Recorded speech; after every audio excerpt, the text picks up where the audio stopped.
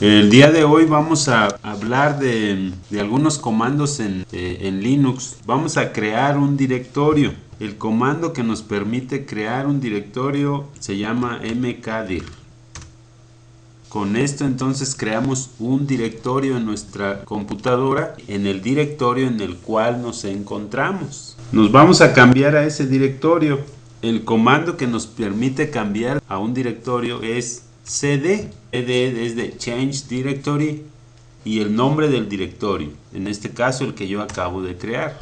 Entonces vamos a ver una forma aquí en la terminal de Linux, leer datos y almacenarlos en un archivo. Para leer datos necesitamos el comando read. Para almacenar datos en un archivo se requiere del comando echo y el mecanismo de redireccionamiento. Voy a poner aquí entre paréntesis mayor que o doble mayor que. A eso es a lo que le llamamos redireccionamiento. Un ejemplo: leer mi nombre y guardarlo en el archivo datos.txt. Para leer mi nombre, solamente mi nombre, sin apellidos, lo voy a poner en la línea de comandos la instrucción read. Y debo de crear o definir una variable en donde se va a guardar el dato que yo voy a escribir en el teclado. Le voy a poner nombre.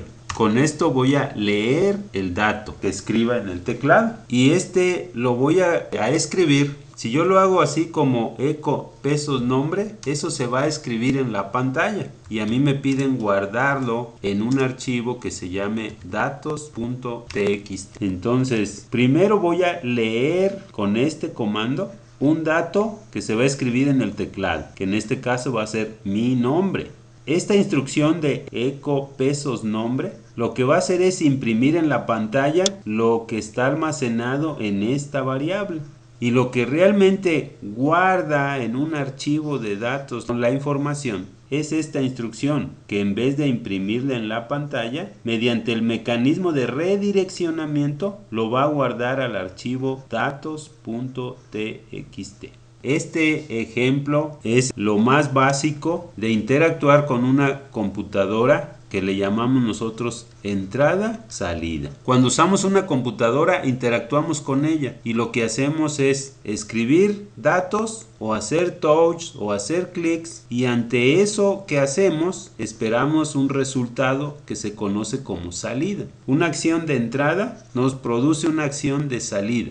Read es la entrada de datos y la salida son estas dos instrucciones.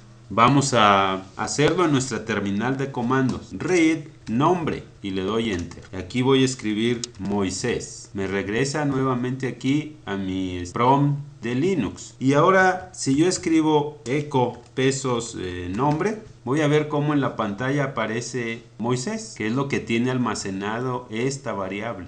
Si yo escribo echo pesos nombre redireccionamiento datos.txt, en la pantalla no aparece nada. Pero si doy ls, observo que aquí se creó un archivo que se llama datos.txt.